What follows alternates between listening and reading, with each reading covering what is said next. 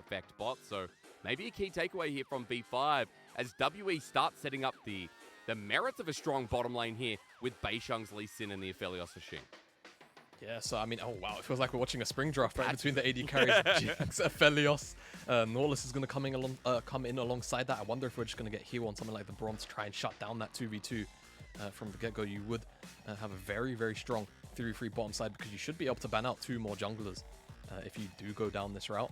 Of course, have the opportunity maybe to pick up a champion for Shanks. Maybe someone like the Azir could fit well just because you then set yourselves up for late game team fighting, a little bit of mid lane priority to try and contest that Taliyah in the early game, but we're just going to get hard engaged. Very LPL Leona into that Nautilus, and we're going to go into the second ban phase. I expect W to try and shut down the jungle pool a little bit here. Yeah, you're right though. It is spring draft, isn't it? Like we get Leona Nautilus going head to head, Aphelios Jinx, like a bit of a take back in time. And you were just mentioning before as we go into the second draft phase, I mean, we don't have any solo laners here for WE. We still need Rich's top. What do you want to see banned out here? Because I feel like when we already have decent engage, we are a bit more flexible in those solo lanes for both teams.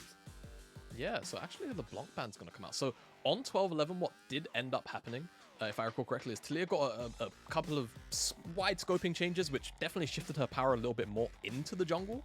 So I wonder if W are kind of reading into this and saying, okay, Zhang could be taking this Taliyah into the jungle instead.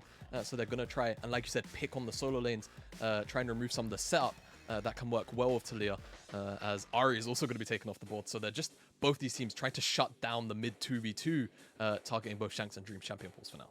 It makes sense when Shanks and Dream, you know, going along similar lines in the champion pool as well.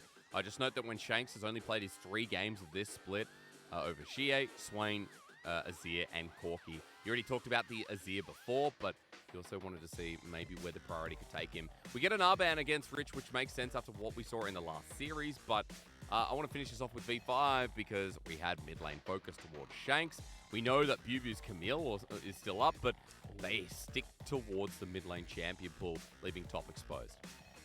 Yeah, and I mean, I feel like W right now, I think Swain would maybe be the best bet in terms of what's up and available. It can provide a whole bunch of space for the Aphelios to get his work in. But if W want to prioritize the mid 2v2 so that they can move down as a duo towards Xing, towards heal, then picking up something like the Sejuani blind, definitely a very safe thing to do. The issue is I feel like Rich is probably going to have a plethora of picks ready and available to go into it. Something like the Aatrox, yeah. Just because you can drain tank inside of that lane. Very easy to run into it. And realistically, BiuBiu isn't going to have too many facets to shut it down. And it seems like V5 are just going to round out with the Sylas. On top of that, loads of strong ultimates to pick up the Sejuani ultimate, the Leona as well, to try and find some more picks. You already have so much engage through the Nautilus and even the Taliyah wall. Stacking that on top of Sylas being able to take away those engage ultimates is going to be super powerful for them.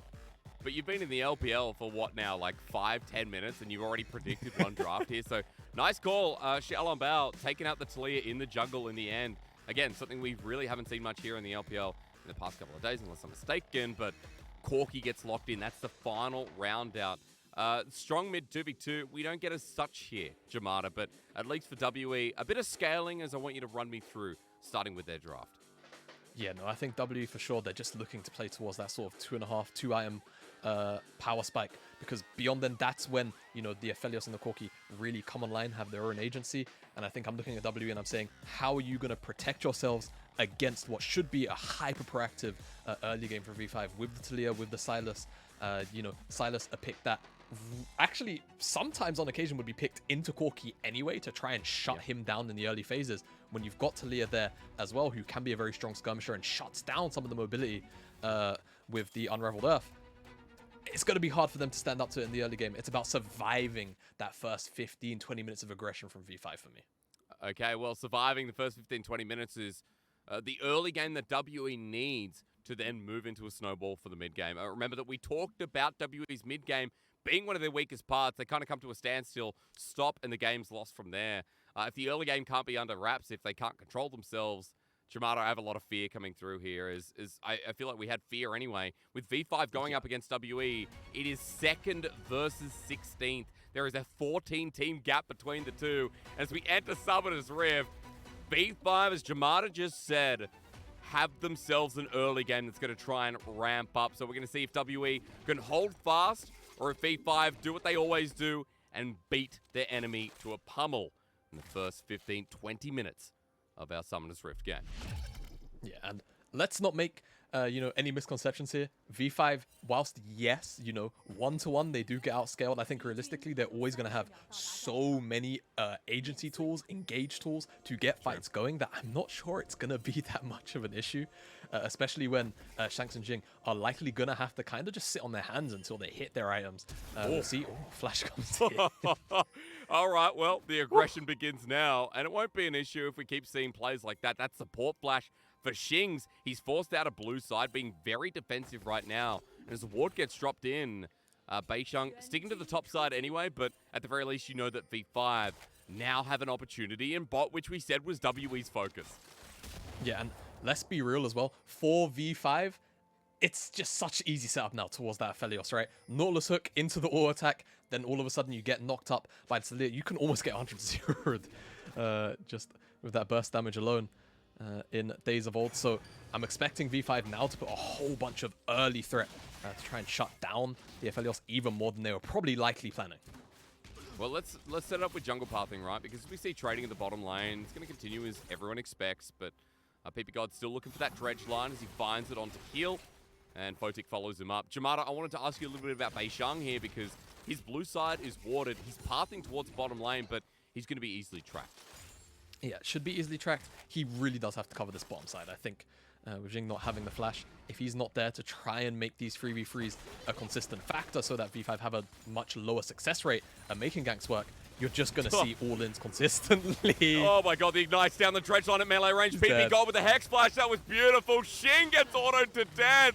V5's bottom lane, Jamada, that's how it begins. Oh boy, and I mean, look at the wave as well. It's stacked up, it's going to crash. Shing is going to miss just about everything here. It's a disaster start. And the thing is, the Taliyah's pathing down as well. So what you're going to end up seeing is Photic and ppgod there. Well, actually, ppgod's roaming towards the mid lane. Photic will get a reset, and then that wave will bounce back out.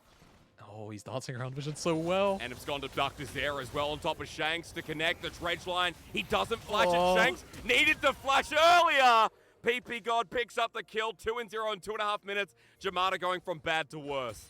Oh, it's going from bad to worse so quickly. We'll get a replay of the bottom side play. It's just a Hex Splash on top of Jing. Just step too far forward. There's no brush control coming in from WE because they just don't have the ability to step up without Aphelios' flash.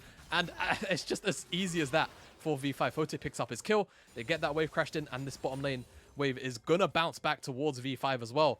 This control ward at the very least will spot out XLB and ppgod as they walk into the river. Skullcrab's going to get secured at the very least, so a minor win, I guess, for W. But again, now all Photic has to do is let this wave slow crash into him, and you'll see Aphelios is going to be super uncomfortable for the next 2 minutes. I wouldn't be surprised if Beishang actually just walks into lane with heal and shoves this wave in as a 3.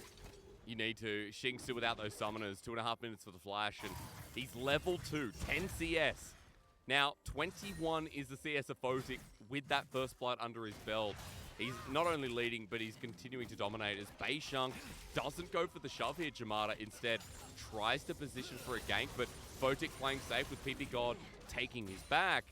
And therefore, nothing that WE can find here with a 1k gold disadvantage already. Yeah, I think the important thing, just trying to cover, right? Even if you're not going to try and shove in the lane to make it a slightly faster reset, perhaps. Just ensuring that Taliyah's not getting a very free gank towards your summonerless AD carry is the important thing. But V5 across the board, it's not just the bottom lane, which was the problem. ppgod immediately getting that roam off towards the mid lane to try and get things going for Dream as well, who we've already highlighted as having a pretty strong start to the regular split. It's just probably going to get even worse as, again, this is the kind of matchup where Sylas would on occasion be picked into Corki just because you have the setup to try and shut him down. You dash forward, even if the Valk comes in, you can always follow him with the chains. And you can match at level 6 as well, adding a bit of range yourself. So as we see V5 leading this early game, note that Beishang keeps trying to find an angle to recover, but his dredge line is about to come through again with a Hex Splash. This is so predictable. A good zap from Photic. Heal is able to get out without much scuffling further, but the wave's getting pushed up against the turret. Heal and Shanks still playing so cautiously with 19 CS to 43. Wave coming in, but that doesn't mean that Shanks is going to be able to pick it all up, and Beishang continues to hover around this bot lane that we wanted WE to play around here, Jamada, but what can he do? Yeah, I mean, I feel like this is either a dive or it's set up for a dragon. Either or, it's just going to feel super uncomfortable for Jing and Hill as they collect the majority of this wave. Actually, pretty safely. Very surprised that V5 don't look to pull the trigger here, considering that there's still a couple of seconds left up on the flash of this Aphelios. But instead, they will just turn around towards the dragon and pick this one up pretty uncontested. WE, like you said, just not really much they could do after the early start. And I want to point out that part of the reason is because V5's warding has been sublime.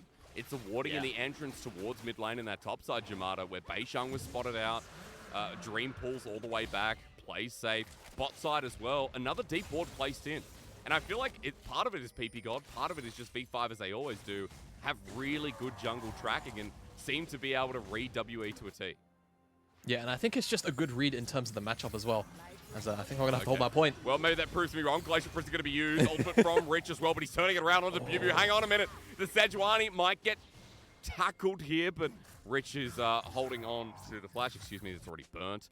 V5 managed to get themselves out of that top side, and Rich will be safe at the cost of his summoner, but BiuBiu burned his ult and one of his own. Yeah, I think crucial thing there was Beishang Sonic Wave actually hit and execute a creep, as opposed to finding this way onto Rich. Otherwise, Rich could have maybe found himself in a little bit of trouble there, but I'm not sure there was enough damage to actually take him down. But like I say, it costs his flash, costs his ult, and we'll just walk away from it. Still get the wave. WE, a minor win, I suppose, if you can make it back to the top side and actually try and capitalize on that summonless Aatrox. But again, even then, in that moment, Dream had first move up towards the top side. Had that play overextended, Dream would have likely responded and picked up a kill at the very least, given how deep they would have had to have dove for it. V5 just sitting comfortably, regardless. Even if WE are trying to make proactive play, it seems like they're always going to be able to respond to it for now. And every time we see Beishang try and make one of those plays, we see the Xiaolongbao inches ahead. A bit of a CS gap brewing now because Xiaolongbao hasn't really had to cover any of the waves. He's appeared bot once, but apart from that, keeps on clearing. And it's that priority here that V5 have created, Jamada, that WE are losing out naturally in gold. It's grown to 1,500.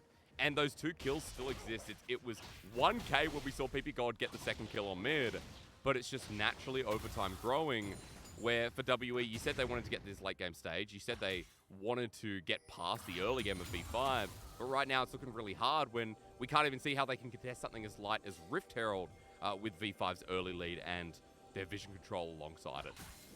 Yeah, and I will say it is definitely kind of the nature of the composition that WE have drafted for themselves, right? Corki isn't going to be, you know, this lane priority king in the mid lane into the likes of the Sylas, especially when you're having to deal with the Sylas setup alongside the Taliyah. If Beishang isn't there to always cover, it's going to look really hard to actually contest that. Right now, WE, though, setting up towards the bottom side, Photic and ppgod actually doing a really good job of taking away the cross-map jungle camps. As I expect WE know they're going to be giving up this Herald. So just give over the red buff. Dream also covering the dive too. Decent response. I think decent response is the right wording here, right? But Dream not getting the blast cone over the wall maybe would have been a different story to avoid the tri-brushes. Beishang still sticks around. Now, Photic is level 6, but Xing is too, with heal Solar Flare up and available. Beishang, the kick against the wall, has to be everything. Solar Flare and Photic, he flashes next to his support. They turn onto Beishang. The 2v2 does it by themselves while Dream steals the Solar Flare. Heal away, he's already burnt the flash. Shanks is joining in, but the Weaver's Wall is going to bring in Xiaolongbao, and he's in the line of fire. Beishang first, heal next. Victory 5, they are insane. And this is what I mean. V5, their play is actually towards the Herald, right? But they're still able to have Xiaolongbao come eventually and respond, and this is because WE takes so long in trying to make this dive work, right? They deny the wave. And this is why I said it was such a decent response from V5, taking away the red buff. They're not there to get dove initially. WE reshoved the wave and try and dive anyway, but at this point, it's just an overstay. The teleport comes in from Dream. It's almost immediate before the dive even really gets started. Beishang gets dredge lined up, really great chain CC there. And yeah, heal as well, not really able to get things going on the dive. And then you eventually see Taliyah comes in, shuts down the play. The Weaver's Wall is able to cut everybody off, and only Shanks is able to back out of that play. 2 kills going over to Taliyah, who was already farming up pretty well. And it's funny that I see Dream on the Sylas when, you know, the last match I cast Jamada was V5 versus RNG. V5 RNG in Top Esports versus FPX. And in Top Esports versus FPX, I got the same vibes from Knight where the TPs are early. They're on point. The Sylas play turns everything around as well. And even though V5's bottom lane did that inherently by themselves, it's still nice to see that V5 had this cohesion that we talked so heavily about WE not having. It's night and day in this first game, and with a 3k gold lead, it is easy to continue talking up V5 right now as they already have a dragon. They're going to look to get another one as well, and it doesn't feel to be slowing down anytime soon. No, and they also have the Herald on top of that to snowball this gold lead even further. And I mean, talking to snowball, it looks like they're just going to look towards Jing. Oh no, it's a depth charge, it's a knockback, and Photic gets the kill credit. Thumbs in the air, he's 87 CS, he might have caught up, but I don't think it matters. His Rich ulti's up in the top lane, but Arctic Assault from BiuBiu gets him away. But at the very least, that bottom side play, Jamada, will enable V5 to start up this straight. We'll start up. X-Flash coming in, actually, WE. Yeah, Shell and Bell flashes away, but he's stretch line in. Shanks now in the line of fire once again as Photic has the range. One auto, two autos. Photic without his ulti, but Dream's coming in off the side. The zap slows down heal as Dream's ready to engage, and Beishang wants an angle, but he won't find it. Seismic shot for heal as the dredge line gets him close. The zap on Shanks, the auto, ppgod, secure it for me. Ignite He's him. so close, the dredge line, he steals. Dream, yes, the auto. That'll do it here for a 7-0 start. Oh boy, yeah. V5 just running over this one, and W, you can kind of understand wanting to contest in a small world because you have the package, but I mean, just let it go, right? You already lost your AD carry. It's going to be a numbers disadvantage no matter what. Kind of just giving V5 more gold to work with after this fight. 2 dragons. Yeah, like you say, it's a 5k gold lead pretty much. It's just looking rougher and rougher. I'm just not too sure. I mean, W, again, the thought process is they have package. They're going to technically be able to potentially burst down Shaolin Bao immediately, but he's able to get out of that one with the flash. Shanks has to immediately retreat as he dives too far forward with the package. Heal gives over his life thinking he's going to keep Shanks alive, but eventually it just comes down to Dream stealing away that ultimate and getting his snipe of his own onto the Corki.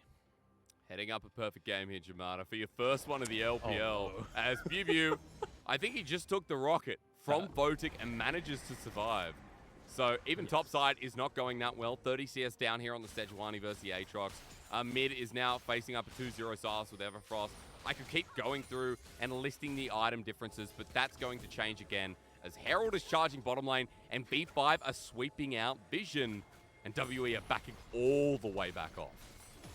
Yeah, alright. Seems like in our picture-in-picture, he was already low. Did he get the battle rocket? I think he's got the frost armor on, so he just doesn't get executed. That's kind of fortunate and unfortunate for Photic, you know. Like 10 HP or something, though. Yeah, that was kind of ridiculous. Sejuani passive, saving BiuBiu's life. But yeah, I mean, V5 just slingshotting the gold even further ahead, right? Herald going to get Photic a couple more plates in his back pocket. That second Herald charge actually does go off as well. So now that tower on the bottom side, half HP, 600 gold, basically standing gold for whenever V5 decide to go and attack it. Now it seems like the angle of attack is going to just be towards this mid lane. I mean, 30 seconds left of plating. This gold lead is immense. We saw a perfect game yesterday, I believe. But we're facing up the barrel of another one here against WE. Victory 5 acting like that top 2 team that we expect of them with what we've seen. Plating going across multiple lanes. Gold lead has plummeted up yet again. 6,500 here is what we're looking at as plates fall down. The early game's been a massive success, Jamada. And I guess I've got to ask you what V5 need to do, or little they need to do, to continue this snowball rolling into this mid game. I mean, I feel like right now they can just continue to do what they have been doing, right? Move Photic around the map and take down these towers one by one. You're at a really nice point in the game where you're 14 minutes in, so you've kind of got 6 minutes to work with before Baron's on the map. So you can kind of just turn these towers into, you know, what you're playing for.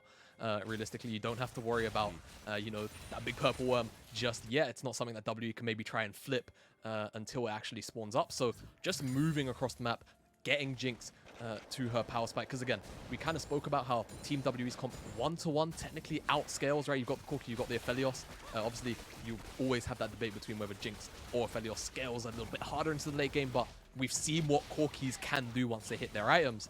V5 don't want to get to that point in the game, so taking down those towers so that once you do get to the point where Baron's on the map, and if you pick it up, you're not really going to have to worry about taking those towers outside the base. You're just looking towards the base itself.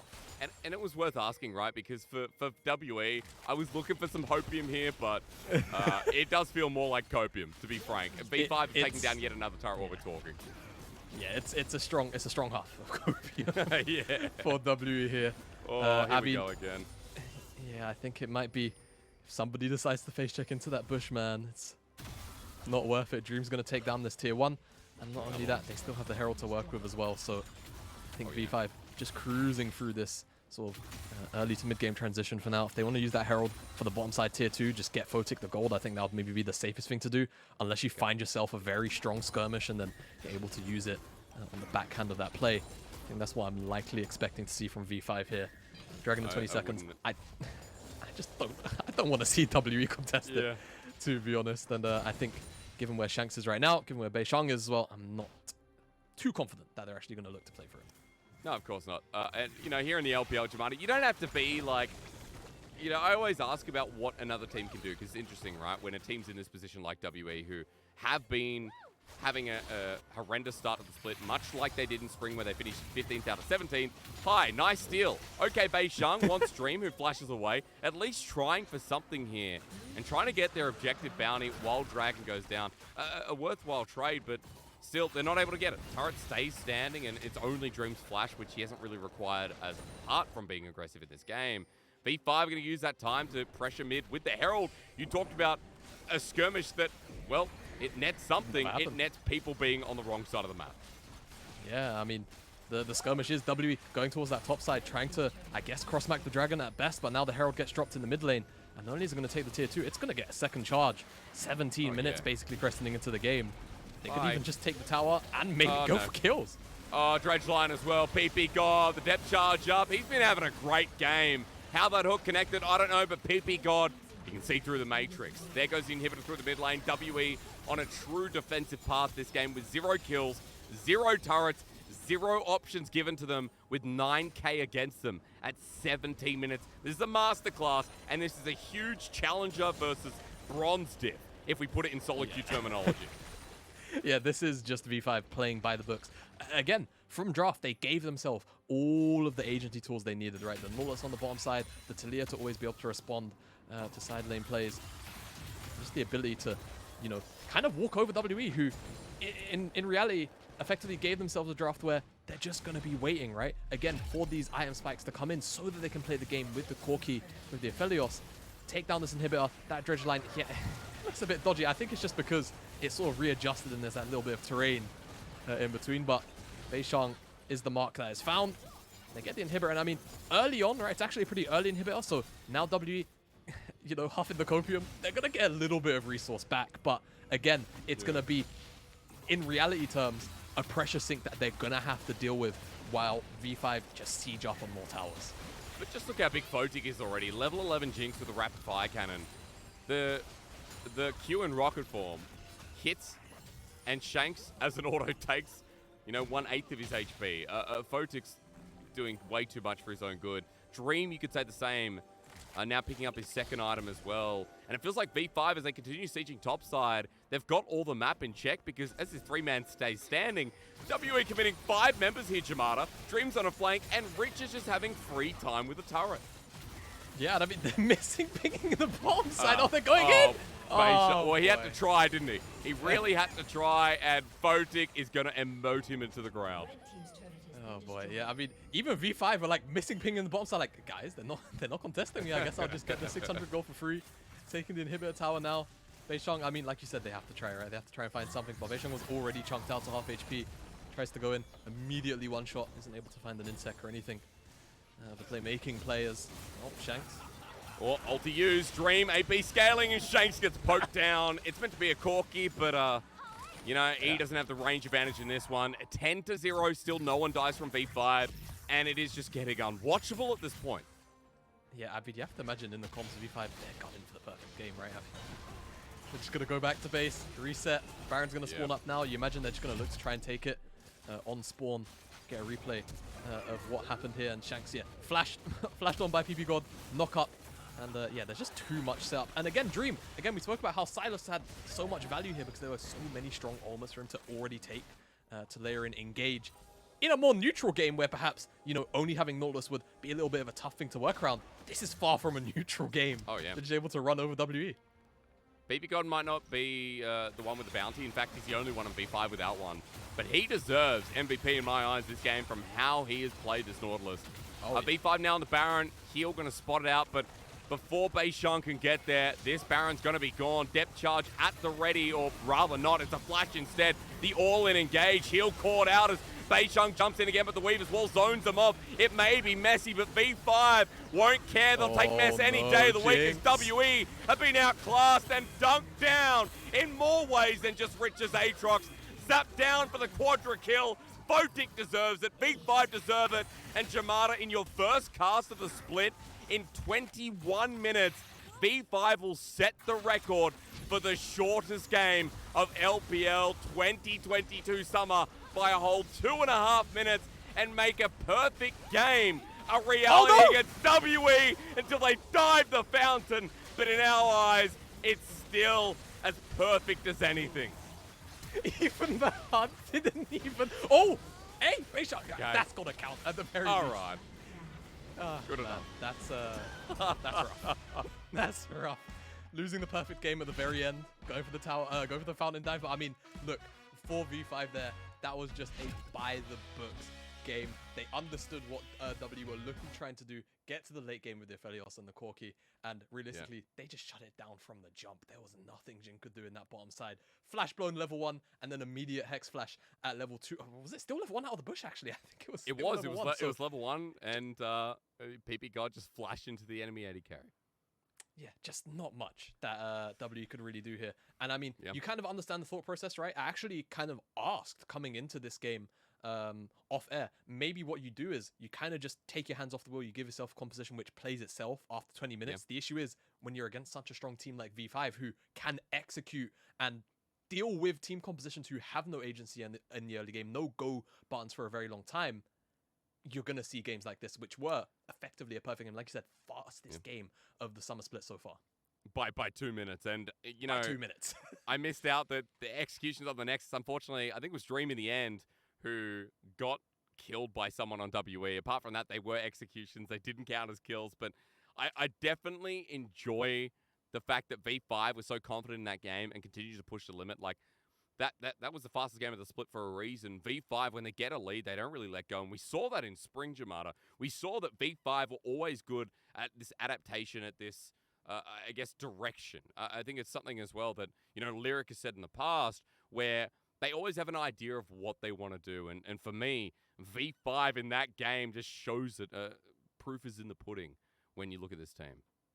Yeah, no, absolutely. I think it was just a really phenomenal read on what W are likely just trying to come into this one doing, right? I think from the jump, they were looking to shut down the bottom side regardless, because it looked like one of Team W's only strong avenues to play through.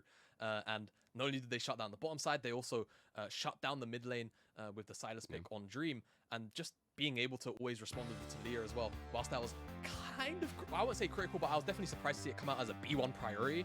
BiuBiu played it to pretty much near perfection in being able to ensure that, again, Photic, ppgod, Dream were able to just get very strong matchups for themselves. Jamada, you remember our opening segment. You said this yourself. V5 is just all players can be highlighted. Or to paraphrase you, I guess there. Like, everyone from V5 is a threat.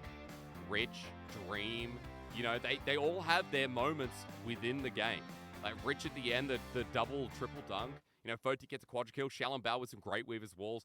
Dream with the TP response. ppgod all game long as this Nautilus had such an incredible performance. Everyone from V5 gets highlighted, not because they're the winning team, but because V5 themselves are pulling out class. But Jamada, we're going to go to a break. When we return, let's hope WE have something more to say.